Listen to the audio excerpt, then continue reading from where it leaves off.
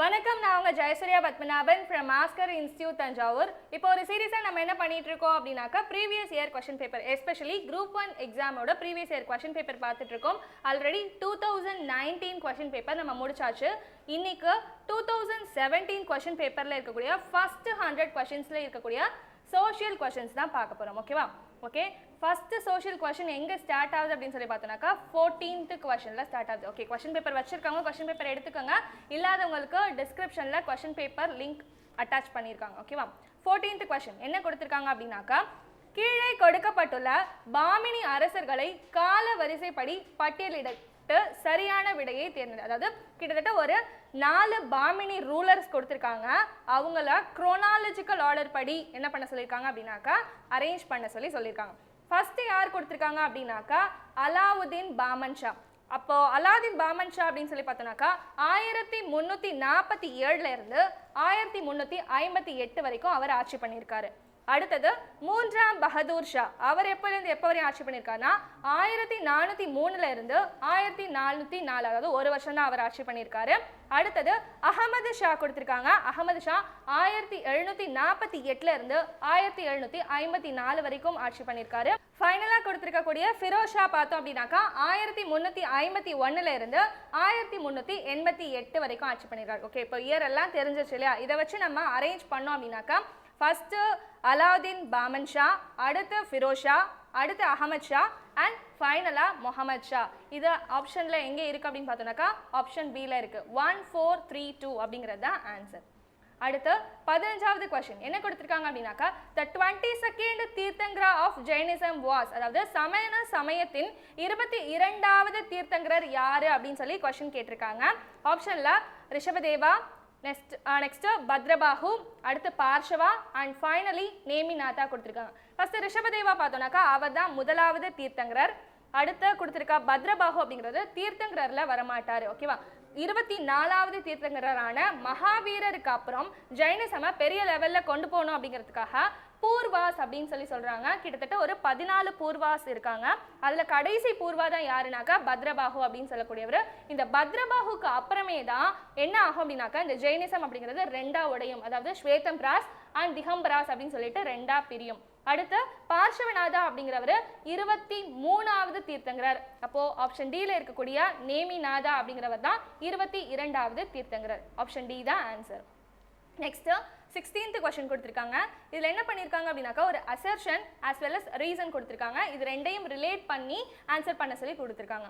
First என்ன கொடுத்திருக்காங்க, கோவில்கள் வழிபாட்டு தலங்கள் மட்டுமல்லாமல் அவை தமிழக மக்களின் கலாச்சார பொருளாதார வாழ்க்கையை பூர்த்தி செய்யும் இடமும் ஆகும் அப்படின்னு சொல்லி கொடுத்திருக்காங்க. அடுத்தது காரணம் என்ன கொடுத்திருக்காங்க அப்படின்னாக்கா கோவில்கள் கட்டுமான பணியில் மற்றும் நிர்வாகத்தில் கட்டட வல்லுநர்களுக்கும் கைவினை கலைஞர்களுக்கும் வேலை வாய்ப்பினை வழங்கியது அப்படின்னு சொல்லியிருக்காங்க.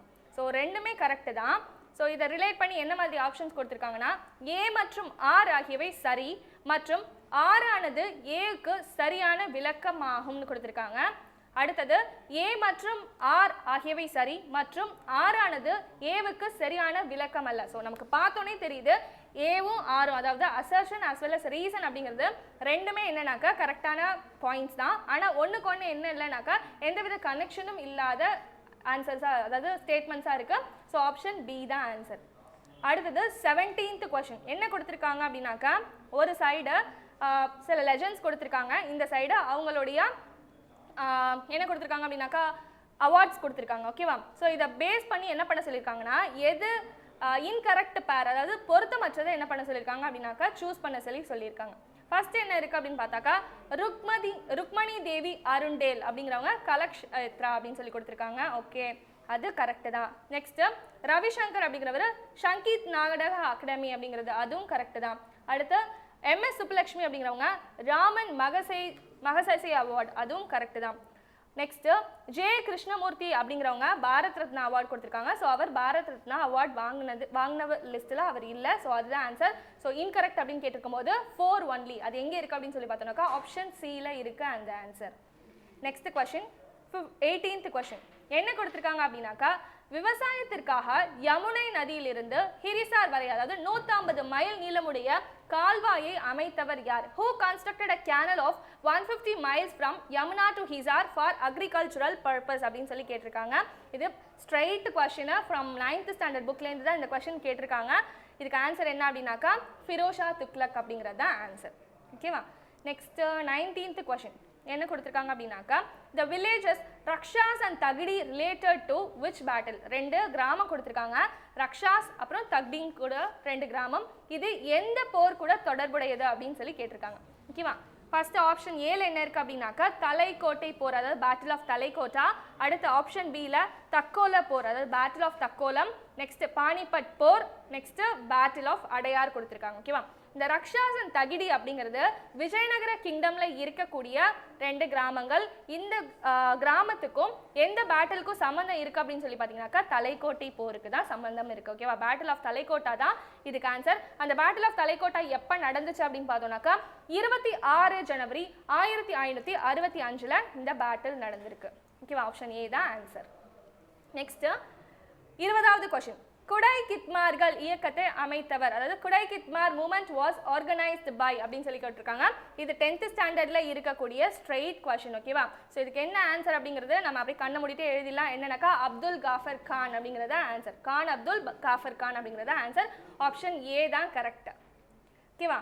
நெக்ஸ்ட் 21st கொஸ்டின், இங்க என்ன கொடுத்துருக்காங்க அப்படின்னு பார்த்தோம்னாக்கா மேட்ச் த ஃபாலோயிங் கொடுத்துருக்காங்க. இந்த சைடு என்ன பண்ணியிருக்காங்க அப்படின்னாக்கா இம்பார்ட்டன்டான லீடர்ஸ் கொடுத்துருக்காங்க. இந்த சைடு அவங்களால ஃபார்ம் பண்ணப்பட்ட அசோசியேஷன்ஸ் கொடுத்துருக்காங்க. ஸோ இதெல்லாம் என்ன பண்ண சொல்லியிருக்காங்க அப்படின்னாக்கா மேட்ச் பண்ண சொல்லி கொடுத்துருக்காங்க. ஓகேவா?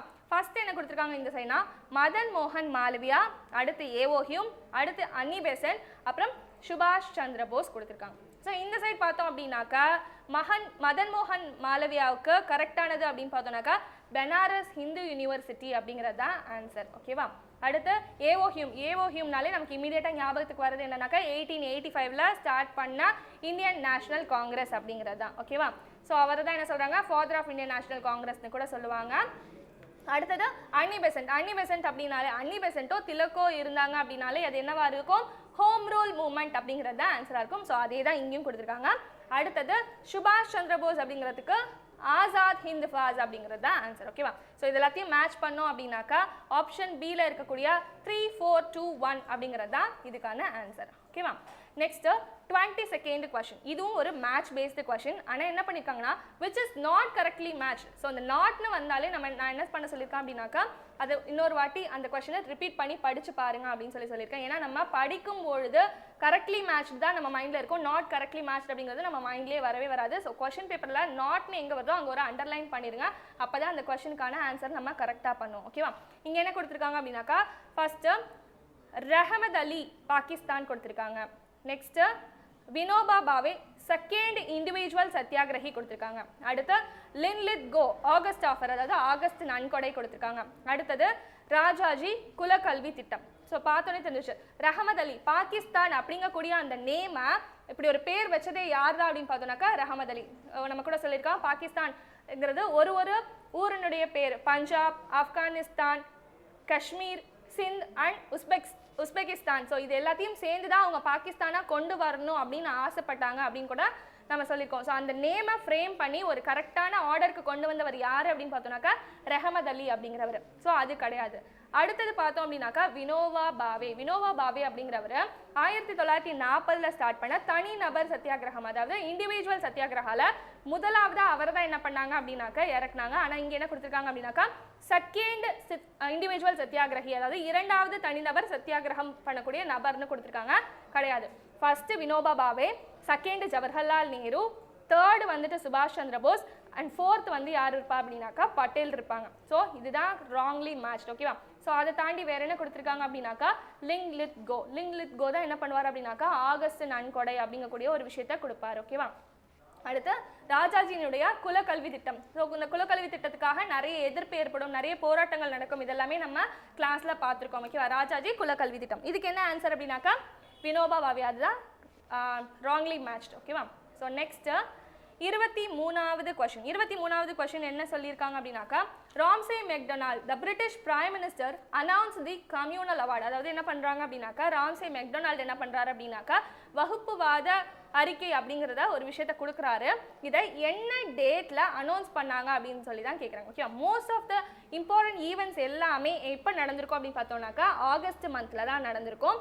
அதே மாதிரி இது நம்ம எது கூட ரிலேட் பண்ணி படிச்சிருப்போம் அப்படின்னாக்கா ரவுண்ட் டேபிள் கான்ஃபரன்ஸ் கூட ரிலேட் பண்ணி படிச்சிருப்போம். Round table conference 1, 2 and 3 first எப்போ நடக்கும் அப்படின்னு பார்த்தோம்னாக்கா 1930, அடுத்த second round table conference 1931 and கடைசி ரவுண்ட் டேபிள் கான்ஃபரன்ஸ் 1932. இந்த 1932ல நடக்கக்கூடிய கான்ஃபரன்ஸ் அப்போதான் என்ன ஆகும் அப்படின்னாக்கா இந்த கம்யூனல் அவார்டு அப்படிங்கிறத அம்பேத்கர்கிட்ட கொடுப்பாங்க. இதுக்காக தான் என்ன பண்ணுவார் அப்படின்னாக்கா காந்திஜியும் இவருக்கும் இடையில ஒரு கிளாஷ், அதாவது அம்பேத்கருக்கும் காந்திஜிக்கும் ஒரு கிளாஷ் ஏற்படும். அதில் காந்திஜி என்ன பண்ணுவார் அப்படின்னாக்கா எரவாடா ஜெயிலில் இருப்பார். அப்போ என்ன பண்ணுவார்னாக்கா உண்ணாவிரதத்தில் இறங்குவார் இந்த கம்யூனல் அவார்டு கொடுத்ததுனால. அப்போ RTC 2 ஞாபகம் இருந்துச்சு அப்படின்னாலே 1932 பார்த்தோம். டேட் கரெக்டாக பார்த்தோம் அப்படின்னாக்கா 16 ஆகஸ்ட்ல கொடுக்குறாரு. ஓகேவா? ஸோ ஆன்சர் என்னன்னாக்கா ஆப்ஷன் ஏல இருக்கிறதா ஆன்சர். அடுத்தது 24th question, choose the incorrect பேர் ஃப்ரம் த ஃபாலோயிங். என்ன பண்ணியிருக்காங்க அப்படின்னாக்கா தவறான இணையை தேர்ந்தெடுக்க சொல்றாங்க. இந்த சைடு என்ன இருக்குனாக்கா இந்த முக்கியமான அசோசியேஷன்ஸ் இருக்கும் இல்லையா, அதெல்லாம் இந்த பக்கம் கொடுத்துருக்காங்க. இந்த சைடு அது சம்மந்தப்பட்ட ஆட்களை கொடுத்துருக்காங்க. ஓகேவா? ஃபர்ஸ்ட் என்ன இருக்கு அப்படின்னு பார்த்தோம்னாக்கா சர்வஜனிக சபா. சர்வஜனிக சபானாலே இமீடியட்லி நம்ம மைண்ட்ல வர்றது யாராக தான் இருப்பாரு?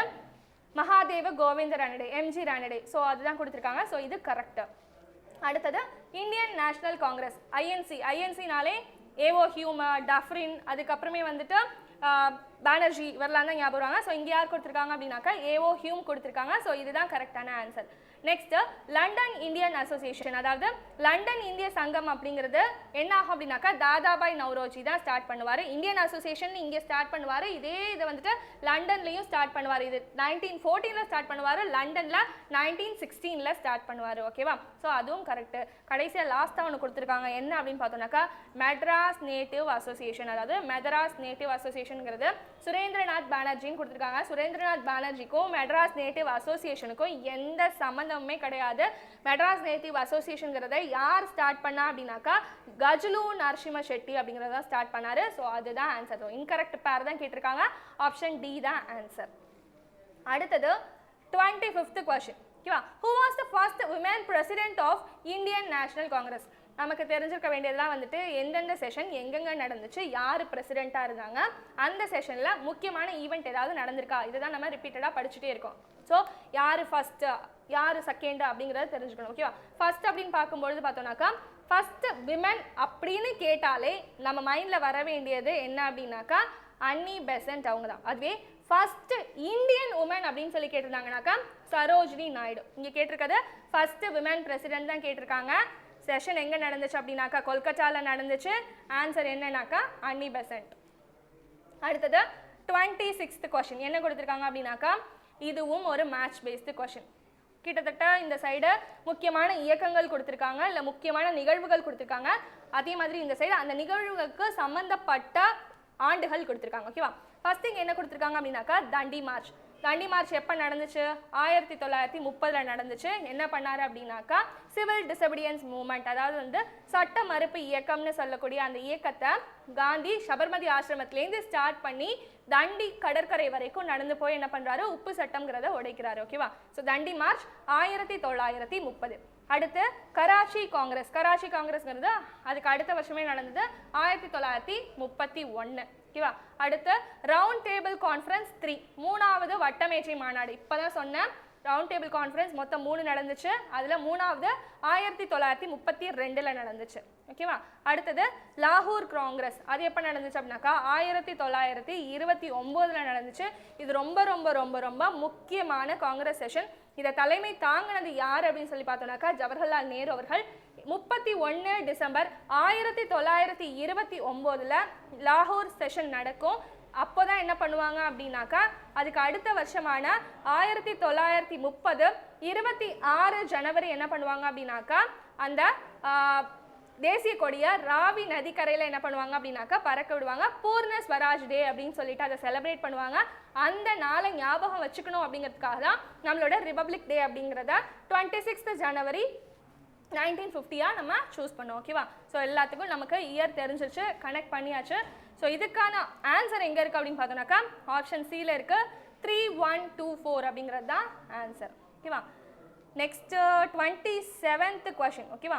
என்ன கேட்டிருக்காங்க அப்படின்னாக்கா who was the first finance minister of independent India அப்படின்னு சொல்லி கேட்டிருக்காங்க. மொத்தம் 4 ஆப்ஷன்ஸ் கொடுத்துருக்காங்களா? ஃபர்ஸ்ட் யார் கொடுத்துருக்காங்க? சர்தார் வல்லபாய் பட்டேல் கொடுத்துருக்காங்க. சர்தார் வல்லபாய் பட்டேல் இண்டிபெண்டன்ட் இந்தியாவினுடைய ஹோம் மினிஸ்டராக இருந்தார். ஓகேவா? அடுத்து ராஜகோபாலாச்சாரி அப்படிங்கிறவர் லாஸ்ட் கவர்னர் ஜெனரல். ஸோ அவருக்கும் ஃபினான்ஸ் மினிஸ்ட்ரிக்கும் சம்மந்தம் இல்லை. அடுத்தது சி, ஆப்ஷன் சியில் என்ன கொடுத்துருக்காங்க அப்படின்னாக்கா பிஆர் அம்பேத்கர். அவர் என்னவா இருந்தார்? லா மினிஸ்டராக இருந்தார். அப்போ பார்த்தோன்னா ஆப்ஷன் டியில் யார் இருக்காங்களோ அவங்க தான் ஆன்சர். யார் அப்படின்னாக்கா ஆர்கே சண்முகம் செட்டியார். ஸோ நம்ம கிளாஸ் நடத்தும் போது கூட ஷார்ட்கட்டில் ஞாபகம் வச்சுக்கணுன்னாக்கா எப்படி சொல்லியிருக்கேன் அப்படின்னாக்கா பணம் சம்மந்தப்பட்ட விஷயம்னாக்கா செட்டியார் பண்ணையார் அப்படி தான் இருக்கும். ஸோ இதுவும் ஃபினான்ஸ் அப்படிங்கிறது செட்டியார் அப்படி ஞாபகம் வச்சுக்கோங்கன்னு சொன்னேன். Who is the first finance minister of independence India அப்படின்னு கேட்டாக்கா ஆர்கே சண்முகம் செட்டியார் அப்படிங்கிறது தான் ஆன்சர். அடுத்தது 28வது கொஸ்டின். இதுவும் என்ன அப்படின்னு பார்த்தீங்கன்னாக்கா ஒரு 4 ஈவெண்ட் கொடுத்துருக்காங்க. அந்த 4 ஈவெண்ட்டை கால வரிசைப்படி அமைச்சு எழுத சொல்லியிருக்காங்க. ஃபர்ஸ்ட் ஈவெண்ட் என்ன அப்படின்னு பார்த்தீங்கன்னாக்கா Simon commission, second Gandhi Irwin ஒப்பந்தம், மூணாவது வட்டமேஜை மாநாடு, அடுத்து 4வது தண்டி யாத்திரை. அதாவது ஒரு 10 கொஸ்டின் கூட நம்ம தாண்டி வரல. இந்த 10 கொஸ்டின்குள்ளேயே கொடுத்த ஈவெண்ட்டே ரிப்பீட் ஆகிட்டே இருக்குது. ஒரு கொஸ்டின் நம்ம கரெக்டாக எழுதிட்டோம், ஒரு கொஸ்டினுக்கு நமக்கு கரெக்டாக ஆன்சர் தெரிஞ்சிச்சுனாக்கா கிட்டத்தட்ட 3 கொஸ்டின் நம்மளால் என்ன பண்ண முடியும்னாக்கா ஆன்சர் பண்ண முடியும். இந்த மாதிரி தான் நிறைய கொஸ்டின்ஸ் இருக்கும். கொஸ்டின் பேப்பருக்குள்ளேயே நம்மளால் நிறைய கொஸ்டின்ஸ்க்கு ஆன்சர் கண்டுபிடிக்கிற மாதிரி தான் செட் பண்ணியிருப்பாங்க. அதே மாதிரி என்னன்னாக்கா சோஷியல் பார்த்தோம் அப்படின்னாக்கா ஃபஸ்ட்டு 100 கொஸ்டின்ஸ்லேயே கிட்டத்தட்ட ஒரு 40 கொஸ்டின் வந்துடுது. இந்த 40 கொஸ்டின்லையும் கண்டிப்பாக எது நம்ம ஜாஸ்தி பார்க்க முடியும் அப்படின்னாக்கா இந்தியன் நேஷனல் மூமெண்ட்லேருந்து ஐஎன்எம்லேருந்து ஜாஸ்தி கொஸ்டின்ஸ் பார்க்க முடியும். அதே மாதிரி பாலிட்டியில் ஒரு குறிப்பிட்ட சில டாபிக்ஸ்னாக்கா ஃபண்டமெண்டல் ரைட்ஸ் அதுலேருந்து கொஸ்டின் இல்லாமல் இருக்கவே இருக்காது. ஓகேவா? மினிமம் ஒரு கொஸ்டினாவது ஃபண்டமெண்டல் ரைட்ஸ் அதாவது அடிப்படை உரிமைகள்லேருந்து ஒரு கொஸ்டினாவது கேட்டுருவாங்க. அதை தாண்டி பார்த்தோம் அப்படின்னாக்கா நம்மளுடைய 73 மற்றும் 74வது அமெண்ட்மெண்ட் 73rd and 74th அமெண்ட்மெண்ட்டான Panchayat Raj as well as municipality இதுலேருந்து ஒரு 3 கொஸ்டின் வந்துடும். ஸோ இந்த டாப்பிக்லாம் வந்துட்டு கண்டிப்பாக இதுலேருந்து கொஸ்டின் வரும் அப்படின்னு சொல்லிட்டு நம்ம எக்ஸ்பெக்ட் பண்ணலாம். அந்த டாப்பிக்கை கிளியராக படிச்சுட்டு போயிடுங்க. ஓகேவா? ஓகே, நம்ம பேக் டு கொஸ்டின்ஸ் வந்துருவோம். என்ன ஈவெண்ட் கொடுத்துருக்காங்கன்னா சைமன் கமிஷன், காந்தி இர்வின் ஒப்பந்தம், 3வது வட்டமேஜை மாநாடு, தண்டி யாத்திரை. ஸோ இதுக்கு நமக்கு இயர் தெரிஞ்சா போதும். சைமன் கமிஷன் எப்போ போட்டாங்க? 1927. அடுத்து காந்தி இர்வின் ஒப்பந்தம் அப்படிங்கிறது 2வது வட்டமேஜை மாநாடு அப்போ 1931. 3வது வட்டமேஜை மாநாடு 1932. கடைசியாக தண்டி மார்ச் அப்படிங்கிறது 1930. இது எல்லாத்தையும் வரிசைப்படி அரேஞ்ச் பண்ணோம் அப்படின்னாக்கா 1 4 2 3 அப்படிங்கிறது தான் ஆர்டரு. இது எங்கே இருக்குது அப்படின்னு பார்த்தோன்னாக்கா ஆப்ஷன் சியில் இருக்குது இதுக்கான ஆன்சர். ஸோ அடுத்தது 29வது கொஸ்டின். ஸோ 29வது கொஸ்டின் என்ன கொடுத்துருக்காங்க அப்படின்னாக்கா the main functions of NITI Aayog does not include அப்படின்னு சொல்லி கொடுத்துருக்காங்க. அதாவது நித்தி ஆயோக்கின் முக்கிய பணிகளில் பின்வரும் எந்த பணி இடம்பெறாது. ஸோ நித்தி ஆயோக்கினுடைய புதுசாக வந்தப்போ இந்த கொஸ்டின் வந்துருந்துச்சு. ஓகேவா? ஸோ என்ன கொடுத்துருக்காங்க அப்படின்னாக்கா திட்டங்கள் மற்றும் முயற்சிகளை கண்காணிக்கவும் மதிப்பீடு செய்யவும். ஓகே, டஸ் நாட் இன்க்ளூட் தான் கேட்டிருக்காங்க. அதாவது இது வந்து திங்க் டேங்க் அப்படின்னு சொல்லுவாங்க. நித்தி ஆயோக் அப்படிங்கிறத திங்க் டேங்க் அப்படின்னு சொல்லுவாங்க. ஸோ அவங்க என்ன பண்ணுவாங்க அப்படின்னாக்கா நிறைய ஸ்கீம்ஸோ இல்லை அதில் வந்துட்டு சிஎம் இருப்பாங்க, இவங்க எல்லாரும் சேர்ந்தா டிஸ்கஷன் பண்ணுவாங்க. ஸோ அது ஆப்ஷன் ஏ கரெக்டு தான். அடுத்த ஆப்ஷன் பி நம்பகமான கிராம அளவில் திட்டங்களை வகுப்பது மற்றும் வழிமுறைகளை அபிவிருத்தி செய்தல். ஸோ இதுவும் கரெக்டு தான். அடுத்தது dispersal of funds to central ministers and state governments மத்திய அமைச்சகங்கள் மற்றும் மாநில அரசுகளுக்கு நிதி வழங்கல். நிதி வழங்குறதுக்கும் நீதி ஆயோகுக்கும் எந்த சம்பந்தமும் கிடையாது. ஸோ இதுதான் என்ன அப்படின்னாக்கா ஆன்சர். அடுத்தது 30வது கொஸ்டின் என்ன கொடுத்துருக்காங்கனாக்கா the term demographic dividend refers to அதாவது கால மக்கள் தொகை ஈவு தொகை எதை குறிக்கிறது அப்படின்னு சொல்லியிருக்காங்க. அதாவது டெமோகிராஃபிக் டிவிடெண்ட் அப்படிங்கிறது எதை ரெஃபர் பண்ணுது அப்படின்னு சொல்லி கேட்டிருக்காங்க. ஆப்ஷன் ஏல என்ன இருக்குது அப்படின்னாக்கா மக்கள் தொகை சரிவு கிடையாது. அடுத்து தொழிலாளர் வர்க்கத்தின் தொகை அதிகரிப்பு, அடுத்து பிறப்பு விகிதம் குறைவு, கருத்தரிப்பு விகிதம் குறைவு. அதாவது மக்கள் தொகை ஈவு அப்படின்னு சொல்லி பார்த்தோம்னாலே இதுக்கும் பாப்புலேஷனுக்கு ஏதாவது சம்மந்தம் இருக்கான்னு கேட்டாங்க கிடையாது. கொடுத்துருக்க ஆப்ஷனில் மொத்தம் 3 ஆப்ஷன்ஸ் பாப்புலேஷன் ரிலேட்டடாக இருக்குது. ஸோ அது எதுவுமே கிடையாது. ஆப்ஷன் பியில் இருக்கக்கூடிய தொழிலாளர் வர்க்கத்தின் தொகை அதிகரிப்பு அப்படிங்கிறது தான் ஆன்சர். அடுத்தது என்ன கொடுத்துருக்காங்க அப்படின்னாக்கா சக்தி அல்லது ஆற்றல் அதிகமாக நுகரும் துறை என்பது, அதாவது largest share of energy is consumed by அப்படின்னு சொல்லி கேட்டிருக்காங்க. ஸோ ஆப்ஷனில் என்னென்ன இருக்குது அப்படின்னாக்கா அக்ரிகல்ச்சர் அதாவது வேளாண்மை, ரூரல் பவர் சப்ளை அதாவது கிராமப்புற மின்சாரம், அடுத்து அர்பன் பவர் சப்ளை நகர்ப்புற மின்சாரம், அண்ட் ஃபைனலி இண்டஸ்ட்ரீஸ் அதாவது தொழில்கள். ஸோ இதை பார்த்தோம் அப்படின்னாக்கா அக்ரிகல்ச்சருக்கோ இல்லை ரூரல் பவருக்கோ வந்துட்டு அதிகமான எனர்ஜி கன்சம்ஷன்ங்கிறது கம்மியாக தான் இருக்கும். ஓகேவா? ஸோ அப்போ ஆப்ஷன் ஏவும் கிடையாது, பியும் கிடையாது. நமக்கு வர கன்ஃபியூஷன் என்னன்னா சி அண்ட் டியில் தான் இருக்கும். ஸோ அர்பன் பவர் சப்ளைவா இல்லை இண்டஸ்ட்ரீஸா அப்படின்னு சொல்லி பார்த்தோம்னாக்கா அர்பன் பவர் சப்ளை அப்படிங்கிறது தான் ஆன்சர். ஓகேவா? So next 32nd question, polity based question. Okay, என்ன கொடுத்துருக்காங்க? The Right to Education Act 2009 is not related to, அதாவது கல்வி உரிமை சட்டம் 2009 அப்படிங்கிறது கீழ்கண்ட எதற்கு பொருத்தமற்றதா இருக்கும் அப்படின்னு சொல்லி கேட்டிருக்காங்க. ஓகேவா? ஃபர்ஸ்ட் என்ன கொடுத்துருக்காங்க? Primary education. ஆப்ஷன் பியில் கல்வி தரம் அதாவது குவாலிட்டி ஆஃப் எஜுகேஷன். அடுத்து இலவச கல்வி free education. And option D higher education அதாவது உயர்கல்வி அப்படின்னு சொல்லியிருக்காங்க. இப்போ ரைட் டு எஜுகேஷன் அப்படிங்கிறது எந்த ஆர்டிக்கலுக்கு கீழே வரும் அப்படின்னாக்கா 21A அப்படிங்கக்கூடிய அந்த ஆர்டிக்கலுக்கு கீழே வரும். ஸோ இதில் என்ன சொல்லியிருப்பாங்க அப்படின்னாக்கா 6 வயசுலேருந்து 14 வயசு வரைக்கும் இருக்கக்கூடிய குழந்தைங்களுக்கு இலவசமான தரமான ஆரம்ப கல்வியை கொடுக்கணும் அப்படிங்கிறது. ஓகேவா? அதிலே சொல்லிட்டாங்க இலவசமான தரமான ஆரம்ப கல்வி. ஸோ இதை வச்சு பார்த்தாலே என்ன ஆயிடுச்சு? ஃபர்ஸ்ட் ஒன் ஆரம்ப கல்விங்கிறது தான் கொடுக்குறாங்க, தரமான கல்வியை தான் கொடுக்குறாங்க, இலவசமான கல்வியை தான் கொடுக்குறாங்க. அப்படி பார்த்தோம்னாக்கா ஹையர் எஜுகேஷன் உயர் கல்விங்கிறதுக்கும் கல்வி உரிமை சட்டத்துக்கும் சம்பந்தம் இல்லை அப்படிங்கிறதுனால ஆப்ஷன் டி தான் ஆன்சர். ஸோ அடுத்தது 33rd கொஸ்டின் என்ன கொடுத்துருக்காங்க அப்படின்னாக்கா the Lorentz curve is a measure of, அதாவது லாரன்ஸ் வளைவு கீழ் உள்ள எதை அளக்க உதவும் அப்படின்னு சொல்லி கேட்டிருக்காங்க. ஸோ ஃபர்ஸ்ட் நமக்கு லாரன்ஸ் கர்வ்னா என்னன்னு தெரியணும். ஓகேவா? லாரன்ஸ் கர்வ் அப்படிங்கிறது எதுக்காக போடுறது அப்படின்னாக்கா இன்கம் இன்இக்வாலிட்டிஸ்ன்னு சொல்லுவாங்க. அதாவது வருமானம், அதாவது ஒருத்தவங்களுக்கு கொடுக்கக்கூடிய சம்பளம் இல்லை அந்த பாப்புலேஷனில் இருக்கக்கூடிய இன்கமில் இருக்கக்கூடிய ஏற்றத்தாழ்வுகளை கணக்கிடுறதுக்காக கண்டுபிடிக்கப்பட்டது தான் இந்த லாரன்ஸ் கர்வ் அப்படிங்கிறது. இதை யார் கண்டுபிடிச்சா அப்படின்னாக்கா மேக்ஸ் லாரன்ஸ் அப்படிங்கிறவர் 1905 கண்டுபிடிச்சார். ஓகேவா? ஸோ இது வந்து ஒரு கிராஃப் மாதிரி எக்ஸ் ஆக்சிஸ் ஒய் ஆக்சிஸ் இருக்கும். இந்த எக்ஸ் ஆக்சிஸில் என்ன பண்ணியிருப்பாங்க அப்படின்னாக்கா பாப்புலேஷன் இன் டர்ம்ஸ் ஆஃப் பர்சன்டேஜில் கொடுத்துருப்பாங்க, ஒய் ஆக்சிஸில் இன்கம் ரேட் கொடுத்துருப்பாங்க. ஓகேவா? ஸோ இதெல்லாத்தையும் பிளாட் பண்ணும்போது நமக்கு என்ன கிடைக்கும் அப்படின்னாக்கா இப்படி ஒரு வளைவு மாதிரி ஒன்று கிடைக்கும். ஸோ அதுலேருந்து தான் என்ன பண்ணுவாங்க அப்படின்னாக்கா ஸ்லோப் எடுப்பாங்க, அங்கே ஒரு கோஎஃபிஷியன்ட் கிடைக்கும், அதை தான் என்ன சொல்லுவாங்க அப்படின்னாக்கா கினி கோஎஃபிஷியன்ட் அப்படின்னு சொல்லுவாங்க. ஓகேவா? லாரன்ஸ் கர்வ் அப்படிங்கிறது வருமானத்தில் இருக்கக்கூடிய ஏற்றத்தாழ்வுகளை கண்டுபிடிக்கிறதுக்காக உள்ளதுதான். ஸோ அப்படி பார்த்தோம்னாக்கா ஆன்சர் இதுக்கு ஆப்ஷன் பி வருமான சமத்துவமின்மை அப்படிங்கிறது தான் ஆன்சர். ஓகேவா? நெக்ஸ்ட் 34வது கொஸ்டின் என்ன கொடுத்துருக்காங்க? The chairman of 14th finance commission in India. இதெல்லாம் ஸ்ட்ரைட் கொஸ்டின்ஸை பார்த்தோன்னே ஆன்சர் சொல்லலாம், டாக்டர் YV ரெட்டி அப்படிங்கிறது. ஓகேவா? ஸோ ஆப்ஷன் டியில் இருக்க ஆன்சர். அடுத்தது 35வது question. The planning commission of India was change as NITI Aayog in dash அப்படின்னு கேட்டிருக்காங்க. இந்தியாவின் திட்டக்குழு டேஷ் மாதம் டேஷ் வருஷம் நிதி ஆயோக் என்று மாற்றப்பட்டது அப்படின்னு சொல்லி கேட்டிருக்காங்க. இது ஜனவரி 2015 அப்படிங்கிறது தான் இதுக்கான ஆன்சர். ஓகேவா? நெக்ஸ்ட் 36வது question. LPG model of development was introduce in dash by the finance minister. So என்ன கேட்டிருக்காங்க அப்படின்னாக்கா எந்த வருஷம், அதே மாதிரி எந்த நிதி அமைச்சர் இருக்கும்பொழுது தாராளமயமாக்குதல், தனியார் மயமாக்குதல், உலகமயமாக்குதல் அப்படிங்கக்கூடிய இந்த முறையை கொண்டு வந்தாங்க அப்படிங்கிறத என்ன பண்ணியிருக்காங்க அப்படின்னாக்கா கொஸ்டினில் கேட்டிருக்காங்க.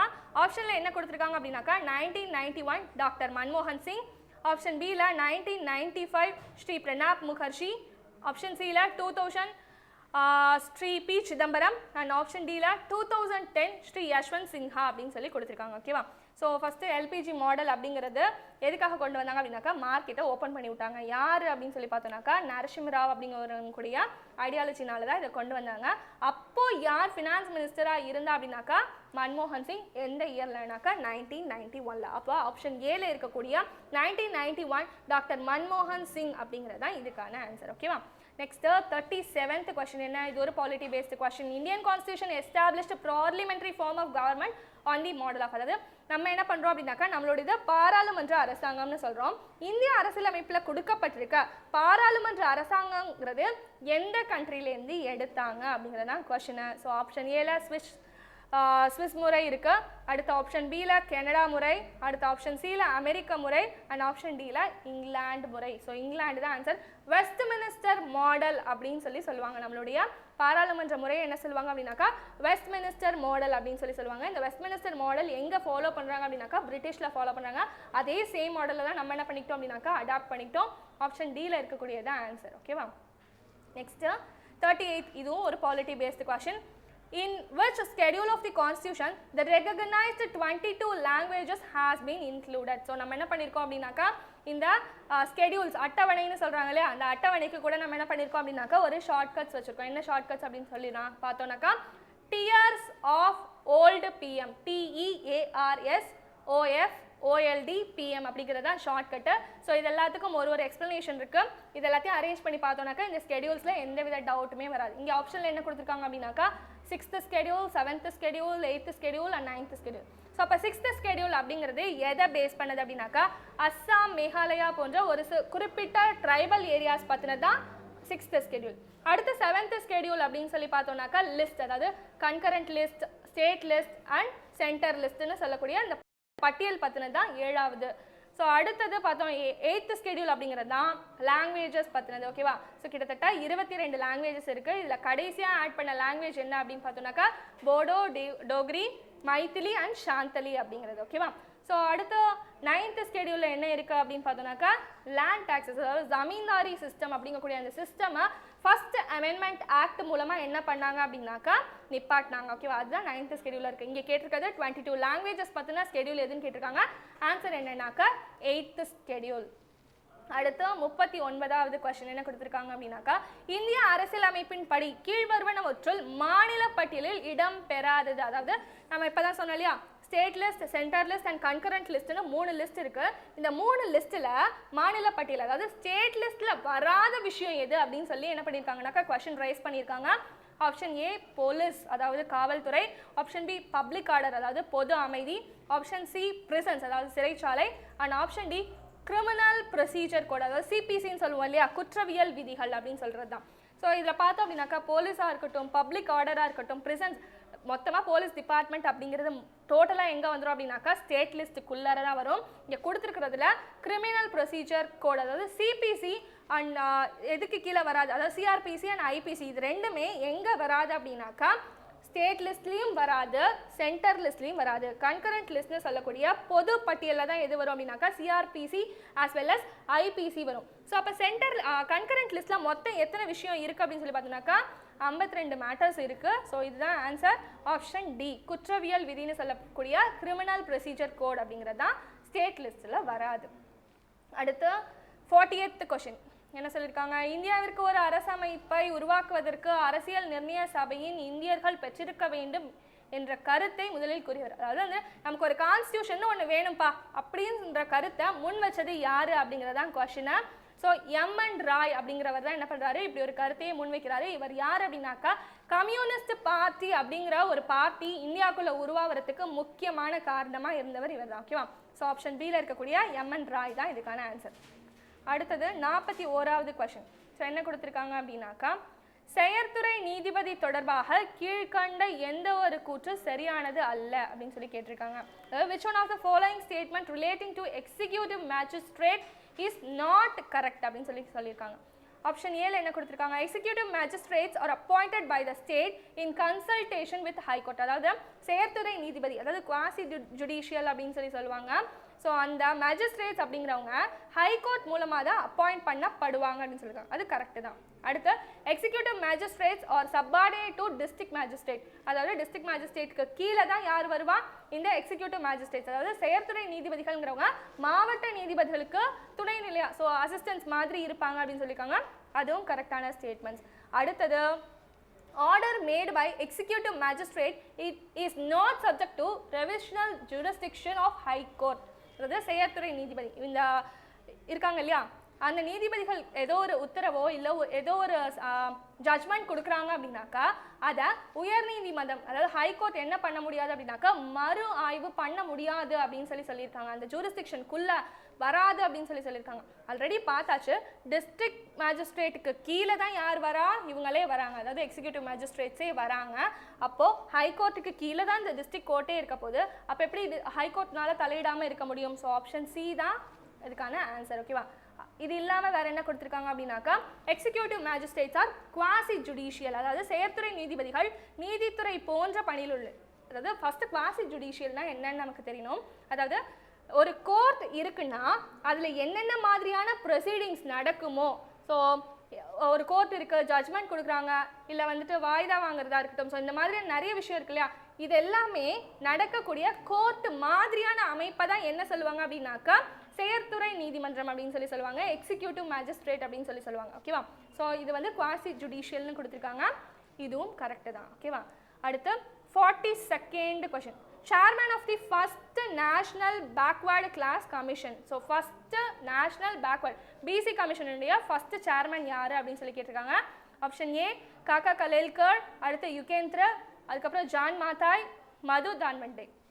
ஸோ இதுக்கு எது ஆன்சர் அப்படின்னு பார்த்தீங்கன்னாக்கா ஆப்ஷன் ஏல இருக்கக்கூடிய காக்கா கலேல்கர் தான் ஆன்சர். ஸோ இப்போ யார் பிசி கமிஷனுடைய சேர்மன் அப்படின்னு பார்த்தோம்னாக்கா பகவான் லால் சாஹி அப்படிங்கிறது தான் ஆன்சர். ஓகேவா? So next 43rd question, the salary and allowances of public prosecutors are given by, அதாவது அரசு வழக்கறிஞரின் ஊதியம் மற்றும் இதர படிகளை வழங்குவது எங்கேருந்து வழங்குறாங்க அப்படிங்கிறது தான் கொஸ்டின்ல கேட்டிருக்காங்க. ஆப்ஷன் ஏ உயர்நீதிமன்றம் அல்லது உச்சநீதிமன்றம். ஸோ உச்சநீதிமன்றமோ உயர்நீதிமன்றமோ இவங்களுக்கு சம்பளம் கொடுக்கக்கூடிய ஆளோ அதிகாரமோ கிடையாது. அடுத்தது மைய அரசாங்கம் அல்லது மாநில அரசாங்கம், அதாவது ஸ்டேட் கவர்மெண்ட்டோ இல்லை சென்ட்ரல் கவர்மெண்ட்டோ தான் என்ன பண்ணணும் அப்படின்னாக்கா அதுலேருந்து, அதாவது contingency fund, consolidated fund of India அப்படின்னு சொல்லுவாங்க இல்லையா, இந்த கன்சாலிடேட்டட் ஃபண்ட் ஆஃப் இந்தியாவிலேருந்து என்ன பண்ணுவாங்க அப்படின்னாக்கா இவங்களுக்கான சேலரி அப்படி அண்ட் அலவன்சஸ் அவ கொடுப்பாங்க. ஸோ ஆப்ஷன் பி தான் கரெக்ட். அடுத்தது 44th question, according to the 74th Constitution Amendment Act, metropolitan area means, நான் சொன்னேன் இல்லையா 73rd amendment as well as 74th அமெண்ட்மெண்ட்லேருந்து ஏதோ ஒரு கொஸ்டின் கம்பல்சரியாக வந்துடும். ஸோ 73rd and 74th அமெண்ட்மெண்ட்டை கிளியராக படித்தாலே மொத்தம் 3 கொஸ்டின் நம்ம என்ன பண்ணலாம் அப்படின்னாக்கா அட்டன் பண்ணலாம். ஸோ என்ன கொடுத்துருக்காங்க, 74வது அரசியலமைப்பு திருத்த சட்டத்தின் அடிப்படையில் பெரும் மாநகராட்சி பகுதி, அதாவது மெட்ரோபாலிட்டன் ஏரியானா அதில் எவ்வளோ பாப்புலேஷன் இருப்பாங்க அப்படிங்கிறது தான் இதில் கொஸ்டின். ஸோ ஆப்ஷன் ஏல இருக்கக்கூடிய 10 lakhs அப்படிங்கிறது தான் இதுக்கான ஆன்சர். ஸோ ஒரு ஏரியாவில் 10 லட்சமோ இல்லை அதுக்கும் மேற்பட்ட ஆட்களோ இருக்கிறாங்க அப்படின்னாக்கா அதை தான் என்ன சொல்லுவாங்க அப்படின்னாக்கா மெட்ரோபாலிட்டன் ஏரியா அப்படின்னு சொல்லுவாங்க. ஆப்ஷன் ஏ தான் ஆன்சர். அடுத்து 45th question, the institution of Lok Ayuktha was established first in, ஓகேவா, லோக் ஆயுக்தா அப்படிங்கக்கூடிய அந்த அமைப்பு இருக்கு இல்லையா, அதை ஃபர்ஸ்ட் எந்த ஸ்டேட் அடாப்ட் பண்ணாங்க அப்படின்னு சொல்லி கேட்டிருக்காங்க. இதில் என்ன கொடுத்துருக்காங்க அப்படின்னாக்கா ஒரிசா, ராஜஸ்தான், ஆந்திர பிரதேஷ், மகாராஷ்டிரா கொடுத்துருக்காங்க. ஆன்சர் நமக்கு தெரிஞ்சது தான் மகாராஷ்டிரா. ஸோ இதெல்லாம் ஸ்ட்ரெயிட்டாகவே கொஸ்டின்ஸ். ஓகேவா? இந்த கொஸ்டின்லாம் நம்ம மிஸ் பண்ணவே கூடாது.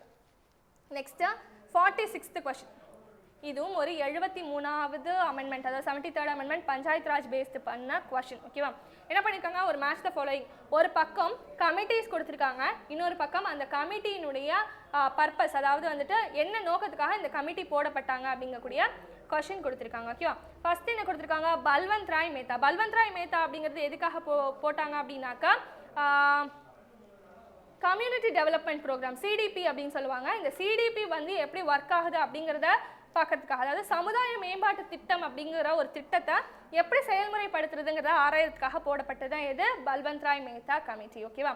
ஓகே. அடுத்து அசோக் மேத்தா கமிட்டி. அசோக் மேத்தா கமிட்டி அப்படிங்கிறது ஒரு பஞ்சாயத்து ராஜ் சிஸ்டம் இருக்குனாக்கா அதை எப்படி ஸ்ட்ரென்தன் பண்ணுறது அப்படிங்கிறதுக்காக போடப்பட்டது தான் அசோக் மேத்தா கமிட்டி. அதாவது எத்தனை டயர் வச்சுக்கலாம், 1 tier-ஆ 2 tier-ஆ 3 tier-ஆ அப்படிங்கக்கூடிய அதை அனலைஸ் பண்ணுறதுக்காக போடப்பட்டது தான் அசோக் மேத்தா கமிட்டி. அடுத்து ஜிவிகே ராவ் கமிட்டி அப்படிங்கிறது எதுக்காக போட்டதுனாக்கா poverty alleviation and rural development, இது ரெண்டுத்துக்காகவும் போடப்பட்டது தான் இந்த ஜிவிகே ராவ் கமிட்டி அப்படிங்கிறது. அதாவது ஊரக மேம்பாடு, அதேமாதிரி வறுமையை ஒழிக்கிறதுக்கு என்ன மாதிரியான ஸ்டெப்ஸ் எடுக்கணும் அப்படிங்கிறதுக்காக. அடுத்து எல்எம் சிங்வி கமிட்டி அப்படிங்கிறது என்ன அப்படின்னாக்கா பஞ்சாயத்து ராஜ் நிறுவனங்களை ஏற்கனவே மேம்படுத்தியாச்சு, மேற்கொண்டு பலப்படுத்தணும் அப்படின்னாக்கா அதுக்கு என்னடா பண்ணணும் அப்படிங்கிறத அனலைஸ் பண்ணுறதுக்காக போடப்பட்ட கமிட்டி. ஸோ இதை அப்படியே மேட்ச் பண்ணோம் அப்படின்னாக்கா 3, 4, 2, 1 அப்படிங்கிறது ஆன்சர் எங்கே இருக்குது அப்படின்னு பார்த்தோம்னாக்கா ஆப்ஷன் சியில் இருக்குது.